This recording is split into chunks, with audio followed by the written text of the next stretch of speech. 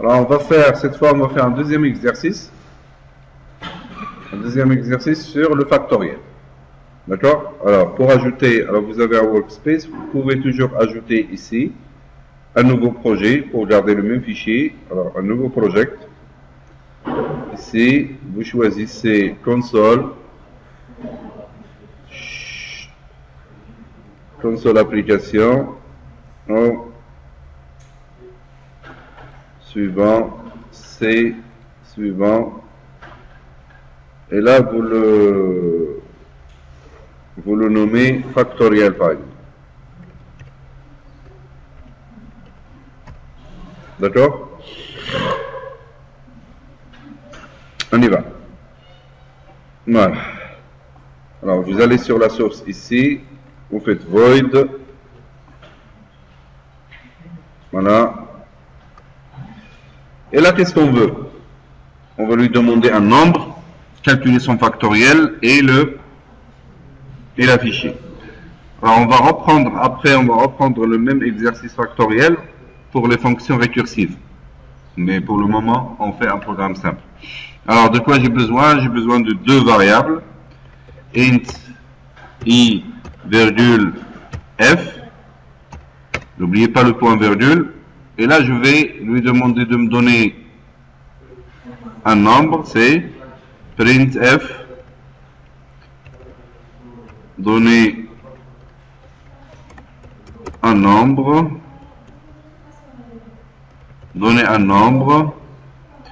passe manager, slash n, pour le retour à la ligne, et je fais scanf,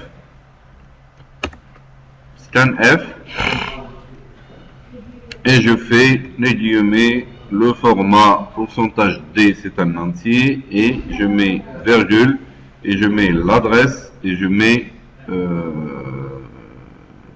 x par exemple. J'ai besoin d'une autre variable x. Voilà. Ça marche. Alors, là, qu'est-ce que je vais lui dire? Je vais lui dire pour i égale à, je vais initialiser le factoriel, f reçoit, n'oubliez pas que il fait la différence entre le minuscule et le majuscule, je l'initialise à 1. N'oubliez pas le point virgule. Maintenant, je vais ouvrir une boucle de i égale à 2 jusqu'à la valeur que je lui ai donnée qui est x. Et à chaque fois, f reçoit f fois i. Moi, je vais la faire dans les deux sens avec une incrémentation et une décrémentation. Ça marche? Allez. Je vais lui dire for, et là, j'ouvre la parenthèse, i égale à quoi? Il démarre à 2, puisque j'ai déjà initialisé pour le factoriel, j'ai déjà initialisé la valeur de f à 1. C'est pas la peine de faire un tour gratuit.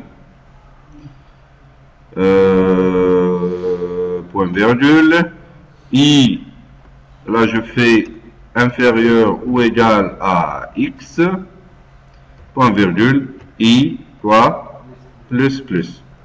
Il y a des gens qui mettent des virgules ici. Il ne faut pas le faire. Je continue. Qu'est-ce que je lui dis? F reçoit f fois i.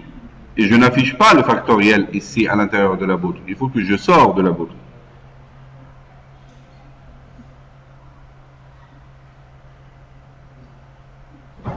Il faut que je sors de la boucle.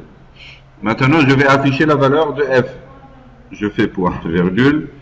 Et il faut que j'affiche la valeur de f. Le factoriel, il est où? Il est dans f. Je fais printf. Printf. Je vais m'amuser. Le factoriel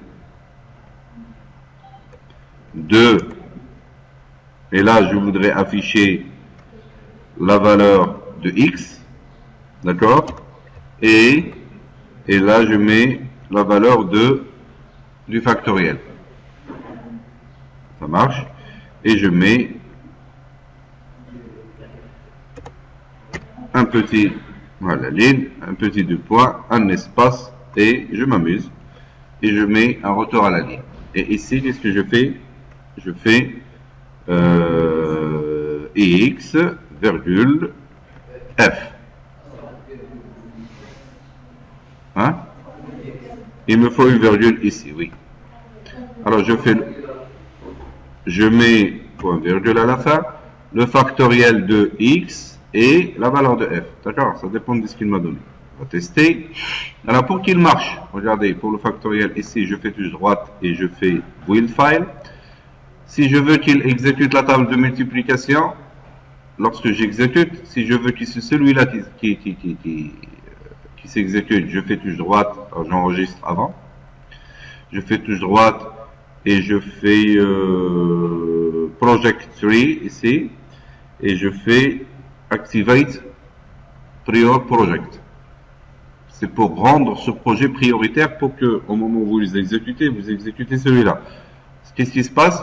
Il devient, regardez, qu'il devient en gras. Celui qui est en gras, c'est celui qui va s'exécuter. Alors regardez la table de multiplication qu'on avait fait. Si je veux remettre celui-là prioritaire, je fais quoi? Je fais project tree, je fais activate prior project, et là il devient gras. C'est celui-là qui va s'exécuter lorsque vous exécutez. Ça vous évite de créer un workspace pour chaque exercice.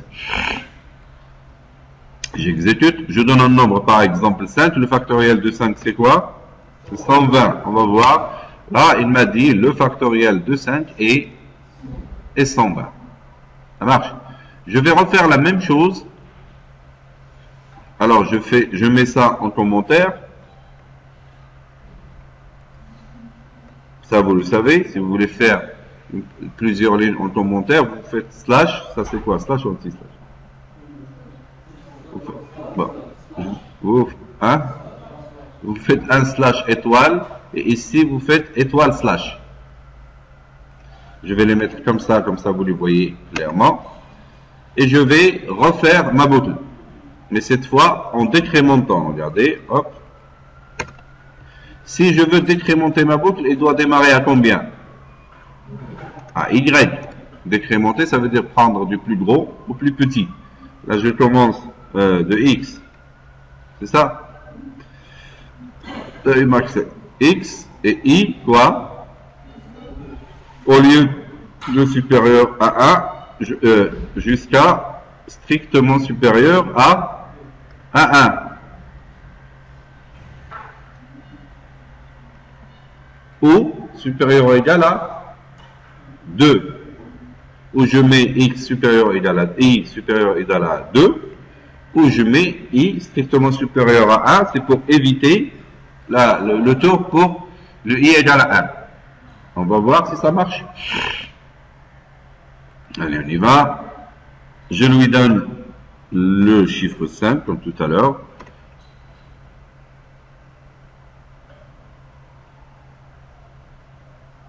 Il est dans une boucle infinie. Non? Non, ça doit marcher. On y va. Oui. On a oublié un truc, c'est le I. Au lieu de I++, je mets I moins. C'est ça. Tout à l'heure, il est rentré dans une boucle infinie. Il ne va pas s'arrêter. Alors, on y va. Hop. Je mets 5. Je tape. Là, il m'affiche le factoriel de 5 et 120. Allons voir le factoriel de 1000.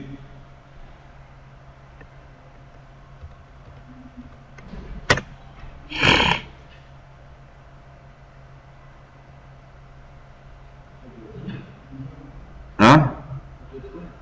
Pourquoi? Parce que l'entier, il ne supporte pas la valeur qui lui est affectée. La valeur int. Je crois qu'il ne supporte pas. Si je mets le factoriel de 100, par exemple, toujours 0. Si je mets le factoriel de 1, il me fait 1. Le factoriel de 1, c'est quoi? 1. C'est 1. Et le factoriel de 0? C'est 1. Le factoriel de 0, c'est 1. Si je mets 0, il met 1. Mais bon, il fallait le traiter. Il fallait le traiter Mais pourquoi ça a été traité? Parce que f, on l'a mis à 1 au début. Ça résout le problème. Mais normalement, on devrait lui dire si la valeur de x